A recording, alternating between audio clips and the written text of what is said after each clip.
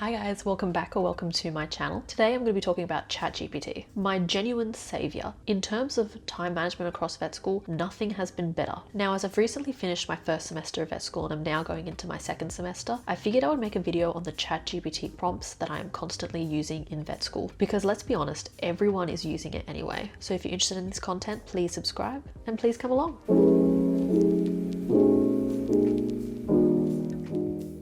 Now, the first thing that I use ChatGPT for, and this is its primary use for me, is making flashcards. This has by far been the biggest time saver for me. ChatGPT puts together really good questions and answers. However, I will preface all of this by saying that you always need to check anything that ChatGPT does. AI can still make mistakes, so as much as I'm saying it saves time, yes, absolutely, but don't 100% rely on it to do everything for you, because you do need to still go through it all. Now, I often upload PDFs, especially lecture slides, and then ask it to create a comprehensive set of flashcards, but you can also just copy and paste notes into ChatGPT and then make sure you put brackets on either side so they know exactly where that content is. Essentially, I ask it to create a comprehensive set of flashcards. I always ask for flashcards that compare all of the species, because I find that that really helps with my memory. To have all of those comparisons side by side, it makes it a lot easier for me to remember and to take into exams. Sometimes I do go through my notes themselves and add extra information that I think ChatGPT has missed. And finally, I include just how I want them formatted, which you can change. I add to avoid arrows because I use RemNote. So any kind of arrow that ChatGPT adds completely throws off my formatting and it really irritates me. So that can be completely taken out if you're an Anki user, because I know most people do use Anki. And especially if you are an Anki user, you can just add in export as CSV for easy import into Anki as one last dot point. Outside of saving time with flashcards, I do often ask ChatGPT to explain concepts to me. It is so much easier than trying to Google and work it out yourself. One prompt I'm constantly using is asking ChatGPT to create an analogy or a mnemonic to help me remember either topics or concepts. I personally always add in that I want it to be a bit funny or bizarre, because I remember it a lot easier that way. And often I won't copy exactly what ChatGPT has told me. I will make it a bit more weirder myself, but it saves a lot of time for me getting those ideas from ChatGPT in the first place. Another thing I will often use, and this is probably one of the biggest things that ChatGPT is used for, is to explain something like I am a 5-year-old. This can be really helpful for me if I really do not understand the concept and I need to understand the basics first before I go much deeper into complex topics, at which point I then also have a prompt that is to explain a concept at a vet school level. I'll usually ask for clinical examples because I find it a lot easier to understand things if I've got an example in front of me, but I also make sure that I add in prompts that remind ChatGPT that I might be a vet student, but I do not know everything yet. So that's why I add a student who's smart but also sleep deprived. Finally, to do with explaining things to me,